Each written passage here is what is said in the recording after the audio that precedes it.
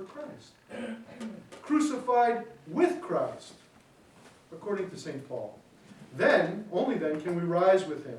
Only then can we be glorified with him, etc., etc., etc.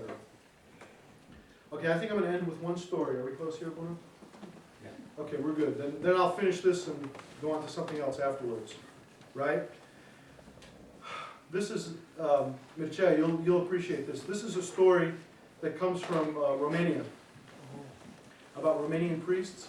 Just, I'm giving you like a little insight into the priest and the way the priest has to experience this crucifixion. Because only God knows how any of us, priests of God, the royal priesthood, are going to have to be crucified. So, this thing right here is called the stole. No, it's called the epitrakilion in Greek. It's the stole. And the priest wears it around his neck, right? Every service. And he describes it, and then we'll talk about it. The epitrakilion symbolized the yoke of Christ. This is a Romanian priest talking, whose father was killed under the communists. But it also symbolizes the grace of God poured on the priest. And it symbolizes the strength of the Holy Spirit, the priestly authority. And the priest, in order to remember this grace and this worthiness, as he places it around his neck before the start of the service, will always repeat this prayer.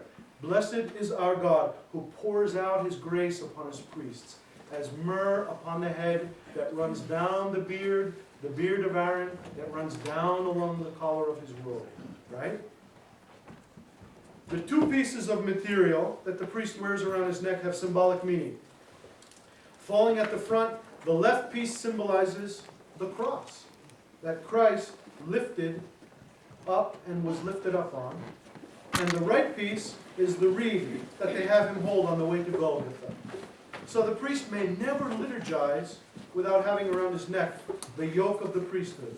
If a priest finds himself in a prison or in a camp, he has nothing, before he holds a service, he must find an epitrakilion, a yoke. He must rip his coat or his shirt to make a long piece of cloth, which he will bless and wear around his neck in place of a stole. And if the priest cannot find a strip of material, then he must use, instead of a stole, a rope. Anything. And this rope will be used as a legitimate stole, a valid priestly vestment. At the passing of the centuries, he's talking, my ancestors, the priests of Petrodava, were forced to exist for a major part of their life together with their parishioners, expelled to the cliffs, to the forests, and the wild sides of the Carpathian Mountains because of the invaders who arrived from the east. And these, up high, very near to the heavens, the priests, instead of a priestly vestment for the baptisms, the burials, and for Holy Communion, could do nothing else but take the rope with which they tied their horses and place it around their neck. It was their only priestly vestment. Looking from on high from heaven, the angels who are the marshals of the church were never scandalized, and they never smiled, but only shed a tear at the sight of these poor proletarian priests who walked barefoot at the Moldavian mountains and who used the rope of their animals instead of a priestly vestment. Now, after the Second World War, thousands and thousands of priests from my family and my people were hung from the trees of their villages. They did not have the need anymore to ask for a piece of rope which would be used as a stole, so they could say their prayer before they died. The authorities would place the stole around their neck, the rope that was also their priestly vestment. More importantly, it was their priestly vestment. Because death for a priest is a promotion. He leaves the earthly church, which is a copy, in order to go to the cathedral of the universe, where he will celebrate the magnificent and holy liturgy of heaven next to our only bishop, Jesus Christ.